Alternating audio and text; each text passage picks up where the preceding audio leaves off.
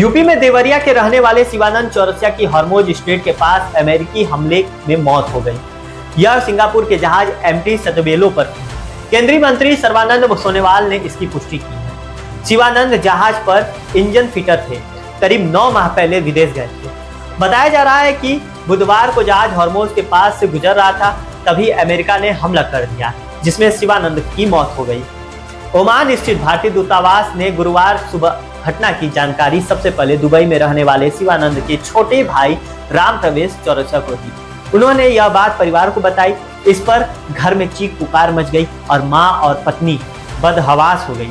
पिता रामजी चौरसिया ने कहा, बेटा रोज फोन करता था। शिवानंद से आखिरी बार 8 जून को बात हुई। उसने मुझसे और अपनी पत्नी से करीब 20 मिनट तक बात की थी। शिवानंद ने बताया था कि उनका जहाज ओमान के तट के पास खड़ा है और वो जल्द ही भारत लौटने वाले हैं। इसके बाद अचानक उनका मोबाइल बंद हो गया और फिर हमारी बात नहीं हो सकी। पूरा परिवार शिवानंद के आने का इंतजार कर रहा था। पिता बात करते भावुक हो गए। उन्होंने गमछे से अपने आंसुओं को पोंछते हुए कहा, परिवार पर दुखों का पहाड़ टूट पड़ा है। कभी पति के मौत की खबर मिलते ही पत्नी बेहोश हो गई। शिवानंद चौरसिया देवरिया में सुरौली थाना क्षेत्र के सुरौली गांव के रहने वाले थे और 2 भाइयों में बड़े थे। परिवार में पिता रामजी चौरसिया, मां कलावती देवी, पत्नी सुशीला, 5 साल का बेटा राजवीर और 2 साल की बेटी वानिका है। पति की मौत से पत्नी सुशीला का रो कर बुरा हाल है। वह बार बेहोश हो रही है।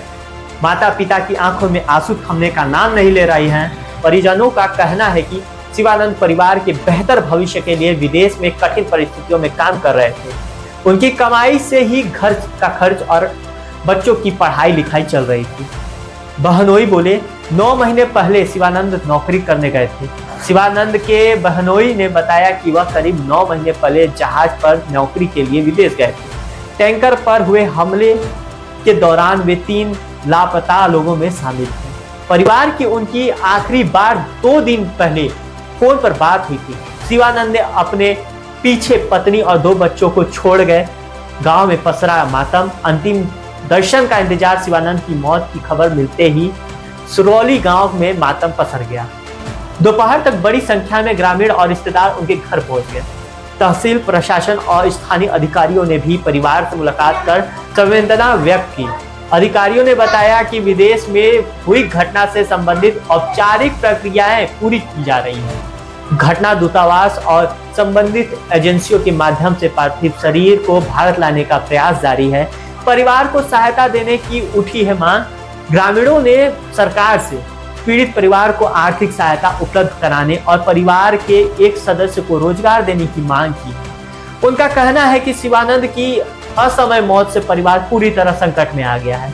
परिजनों की मांग है कि जल्द से जल्द पार्थिव शरीर गांव लाया जाए ताकि पूरे सम्मान के साथ उनका अंतिम संस्कार किया जाए। देवरिया के जिलाधिकारी मधुसूदन हलगी ने कहा, राज्य सरकार और भारत सरकार से संपर्क कर परिवार को हर संभव सहायता दिलाई जाएगी। जिला प्रशासन परिवार के साथ खड़ा है।